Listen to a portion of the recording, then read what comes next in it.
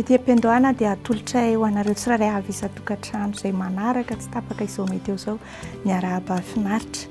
Raha ny sarin'ny zana-bolana voaray androany aloha dia misy ny andin-drahona manify tamin'iny faritra avaratry ny nositsika iny izay tsy nitondra orana akory fa mbola andro malomaloka ihany no hita tany. Ho amin'ny faritra sisa amin'ny faritry Madagasikara dia maina tanteraka ny toetrandro, manga ny lanitra, fa front iray kosa no nandravitry ny toetrandro ao atsimon'ny nosy ao izay nampidina tanteraka mitsindry ny atmosfera teto amintsika. Raha ny mety ho toetrandro izany vinavinaina ao amin'ny rahampitso alatsinainy dia anorana tandrifin-drahona malefaka aloha any amin'ny faritry Boyenne sy Sofia iny amin'ny fiandohan'ny maraina fa ho maina kosa ny andro avy eo. Ho amin'ny faritra sisa dia ifandimby hatrany ny rahona sy ny masoandro.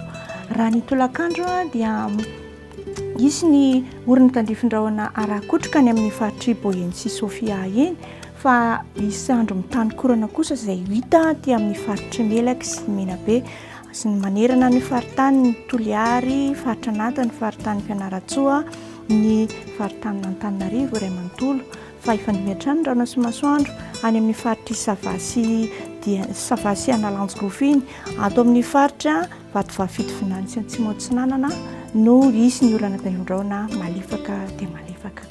Raha ny maripana indray raha oharina amin'ny androany no amin'ny rahampitso dia hita fa misy fiakarany izao mihitsy na dia ny mahatana ambany raha indrindra itsika eto amin'ny faritry ny afovoan-tany dia mahatratra 12 hatramin'ny 17 degré celsius tsika ho amin'ny rahampitso raha 15 degré celsius tsika raha ny androany. Ny faritra manodidina morontsiraka moa dia manodidina 120 hatrany amin'ny 4 degré celsius ny ilany ny faritra tapany avaratra fa 20 sy 4 degré celsius koa amin'ny tapany atsimo. Raha ny maripana ambony indray no jerena dia saika manevokevoka mihitsy manerana ny nosy io izany tsara kokoa no mitondra alokaloka na satroka na ohatra elo iarovana masoandro fa dia hatratra 13 degré celsius mihitsy maripana ambony moa izay efa mahazatra ny any faritra Maivatanana fa itsika eto Antananarivo sy Fianaratsoa dia tsy zatra n'izany ndraiky amin'ny 13 degré celsius fa dia mafana be tokoa izany amintsika eto. Fa ny faritra manodidina morontsiraka moa dia hitantsika fa 13 degré celsius any Toliary sy any Antsiranana fa Toamasina kosa dia 17 degré celsius.